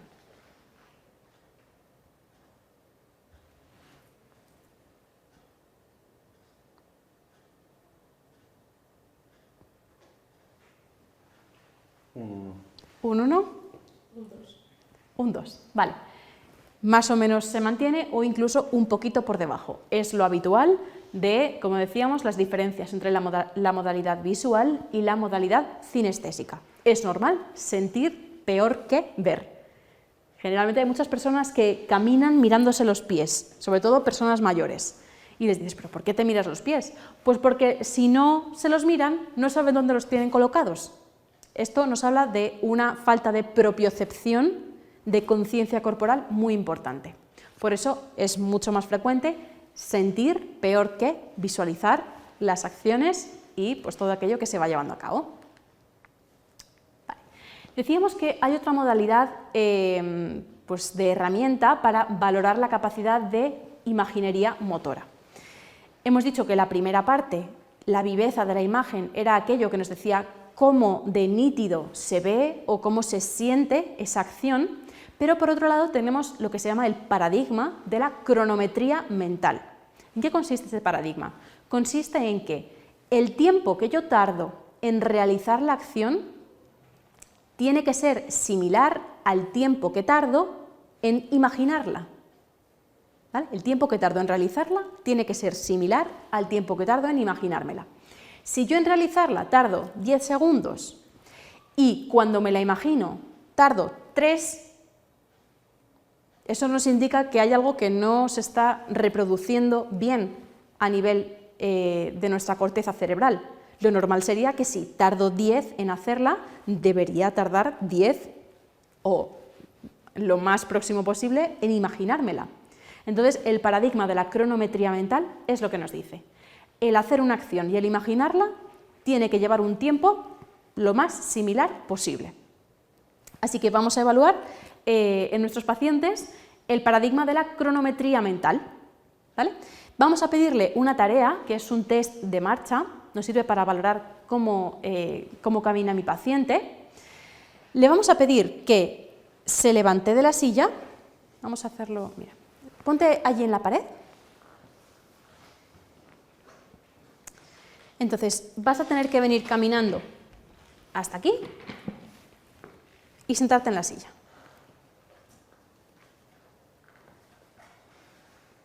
¿Vale? La prueba va a ser la siguiente. Mi paciente se va a levantar, va a caminar a la pared, va a volver y se va a volver a sentar. Muy bien. Entonces, te voy a pedir ahora que cierres los ojos, ¿vale? Que te concentres un momento, porque vamos a hacer las dos fases. Primera, hacerlo y después imaginártelo, ¿vale? Voy a cronometrar el tiempo que tardas en hacerlo, lo primero de todo, ¿vale? Entonces, cuando tú quieras.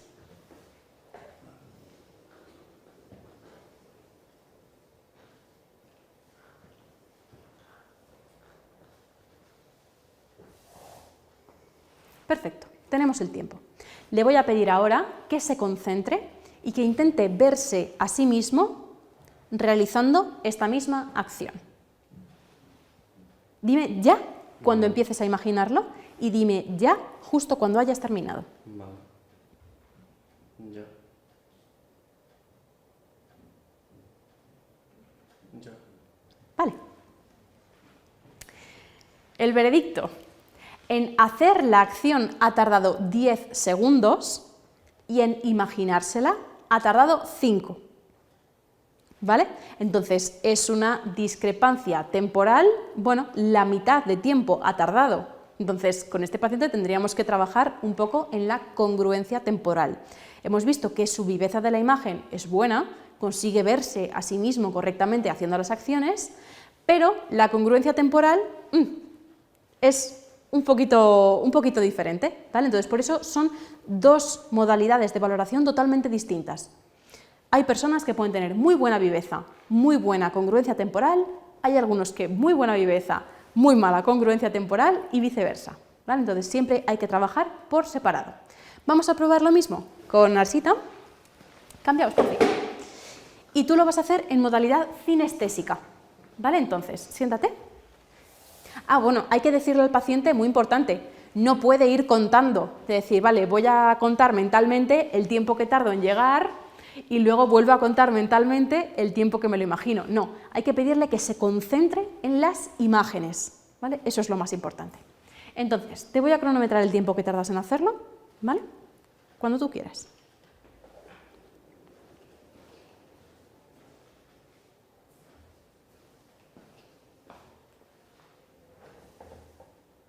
Muy bien. Vale. Y ahora nos vamos a concentrar. Te voy a pedir que intentes volver a sentir lo mismo que has estado realizando al ir y volver y sentarte. ¿Vale? Tú me dices ya cuando empieces a imaginártelo y me dices ya cuando termines. ¿Vale? Ya.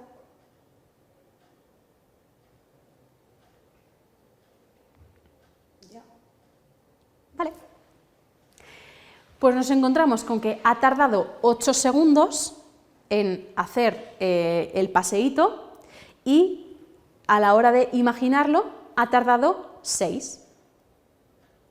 Bueno, la diferencia de 2 segundos no está mal, está muy bien, ¿vale? También contando con que solo tengo segundos y habría que ser un poquito más preciso, ¿vale? Pero está muy bien. Entonces, este es el paradigma de la cronometría mental. El tiempo que se tarda en ejecutar la acción tiene que ser similar al tiempo que se tarda en imaginarla, ¿vale? Y estas son las dos modalidades de valoración que tenemos de la imagen motora. Ahora, a entrenar, porque todo esto son tareas que poco tienen que ver con lo que es la propia ejecución del ejercicio.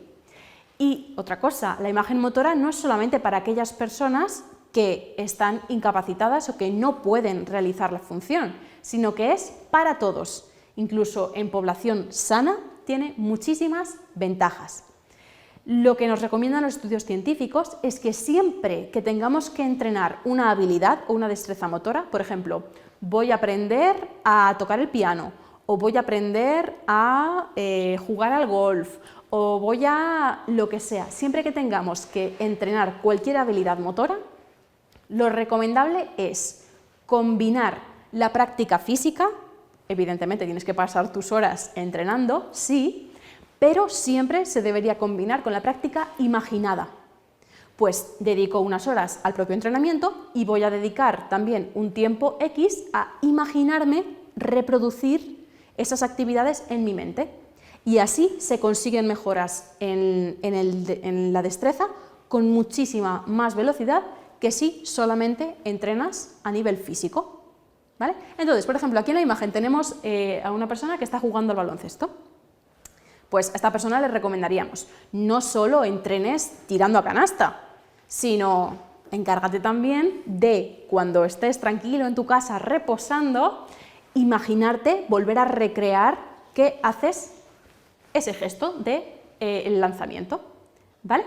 Entonces, vamos a hacerlo los dos a la vez. Quiero que intentéis visualizar como si tuvierais una canasta delante y que tuvierais que lanzar un tiro libre, ¿vale? Evidentemente aquí no podemos hacer la tarea porque no tenemos la canasta real, pero simplemente quiero que cerréis los ojos. Si tenéis un recuerdo, ¿habéis jugado al baloncesto? ¿Alguna vez has cogido un balón y has tirado a canasta? Lo que sea, vale. Pues vamos a intentar recuperar esas sensaciones o esa vivencia que habéis tenido y volver a traerla un poco a vuestra imaginación, a vuestra memoria, ¿vale? Entonces, vamos a cerrar los ojos y os voy a pedir que intentéis veros haciendo esa actividad.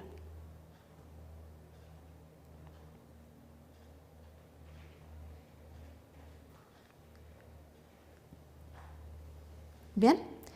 ¿Cómo de nítido habéis visto? Un 4. ¿Un 4? Un 2. Un 2. Esto es buenísimo, además, porque mira, Alejandro nos había dicho que él había jugado al baloncesto, que tenía experiencia de esa actividad, en cambio ella nos había dicho que no mucho. Pues es precisamente lo que comentábamos antes, aquellas actividades que se han realizado, digamos, más veces a lo largo de la vida o con más atención, además es más fácil recuperarlas de la mente, porque están, digamos, ocupan un espacio importante del disco duro, porque se han machacado durante bastante tiempo, entonces están ahí frescas, fáciles de recuperar, hay mucha experiencia de ellas. En cambio, aquello que no se ha realizado de una forma tan repetida, además, cuesta mucho más traerlo a la imaginación. Y ahora os voy a pedir que cojáis cada uno un balón y que os pongáis en la posición de voy a tirar a canasta. ¿Vale? Cada uno como tire, no os voy a... pero colocaos en la posición inicial de voy a hacer el lanzamiento. Perfecto. Y desde aquí os voy a volver a pedir que os imaginéis la acción de tirar.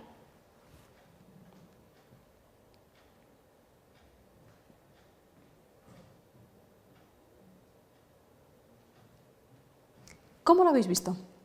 4, 5. 4, 5. 3. 3. Vale, vemos que ha subido un puntito ligeramente. Él nos había dicho que antes un 4, ahora nos dice 4, 5. Nos habían dicho antes por aquí un 2, ahora tenemos un 3. Vale, Lo que nos dicen los estudios científicos es que si es una tarea con aparato, con un instrumento, con un material, es importante que a la hora de imaginar se haga con ese mismo instrumento. La capacidad de imaginación y de recrear y de evocar esas sensaciones es mayor si se dispone del material que si se hace como lo habíamos hecho antes, los dos de brazos cruzados, simplemente imaginando. Por lo tanto, si yo tengo que entrenar para un deporte o para alguna tarea específica que requiera un material, es importante tenerlo durante el proceso de imaginación. Eso me va a permitir asentar mucho más pues todas las mejoras funcionales que vaya a conseguir derivado del entrenamiento. Perfecto, gracias chicos, os recojo las pelotas. Vamos a utilizar otra tarea. Vamos a imaginarnos tocando el piano. Vale, entonces, mira, acércate si quieres aquí a la camilla. ¿Alguno toca el piano? No. ¿Alguno ha tocado el piano alguna vez en su vida?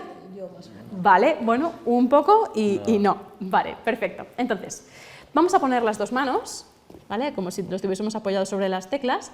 Y entonces quiero que apretemos con los dos pulgares, apretemos con los dos dedos corazones y con los dos meñiques, ¿vale? Entonces quiero que hagamos esta secuencia de pulgar, corazón, meñique, pulgar, corazón, meñique. 2 veces, ¿vale? 1, 2, 3, 1, 2 y 3. Ya está. ¿Vale? Entonces, vamos a hacerlo un par de veces para que cojáis la sensación.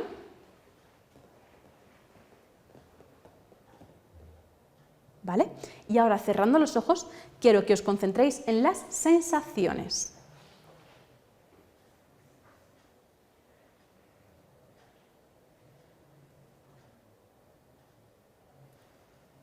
Un 1. Un 1. Un 3. Un 3, ¿vale? De nuevo, volvemos a comprobar el hecho de que cuando una persona tiene más experiencia del movimiento, es capaz de imaginarlo mejor que si no se tiene experiencia del mismo, ¿vale? Y de nuevo, si tuviésemos el piano delante, sería mejor que el hecho de realizarlo sobre una mesa, ¿vale? Por último, vamos a ponernos de pie.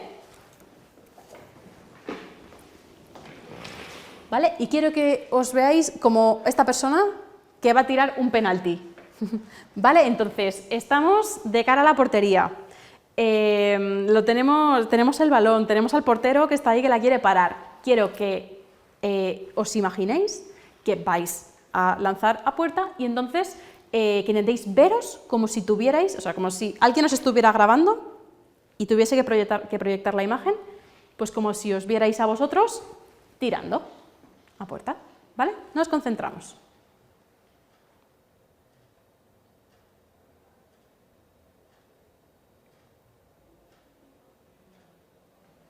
Un 4. Un 4. Un 4. ¿Habéis jugado al fútbol los dos? Sí. Sí. Perfecto. Vale. Y ahora quiero que os pongáis así como en una posición más de voy a tirar, más como tal, ¿vale? Entonces ya, de hecho, vamos a poner las pelotas. Igual no se nos quedan fijas en un sitio. Me gustaría que sí, pero bueno, nada, solamente para que veáis que la pelota está, ¿vale? Entonces, recread exactamente como si tuvierais que ir a darle. Bueno, no nos lo van. Mirad, tranquilos, os la voy a sujetar yo. Entonces, veros con la mayor fidelidad posible.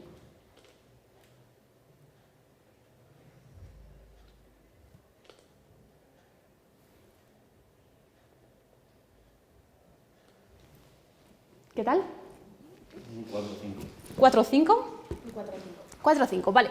Ya partíamos de una puntuación muy alta, que era un 4, pues ya superarlo es difícil, pero bueno, siempre vemos que el hecho de estar, digamos, en una situación lo más similar posible a la real, siempre nos da pues, un punto más de capacidad de imaginación.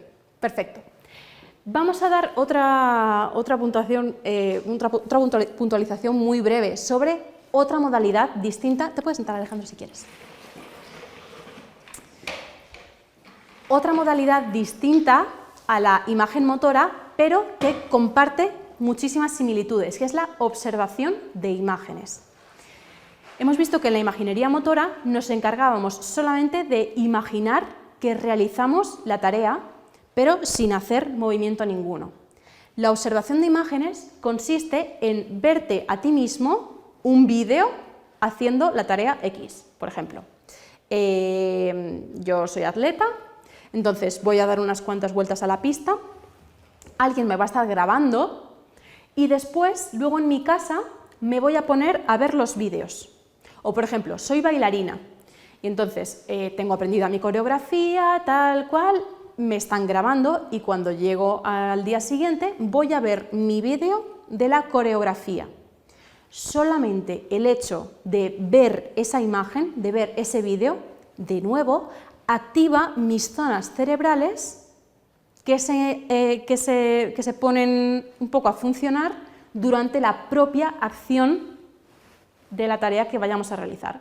Por lo tanto, de nuevo, nos dicen los estudios, cuando queramos aprender una habilidad motora, es importante hacer la propia actividad, mejorar la destreza a base de ejecución y también observar imágenes. Observar imágenes tuyas. Si quiero aprender a tocar el piano, pues importante hacerlo y si me puedo grabar, después observarme haciendo la tarea.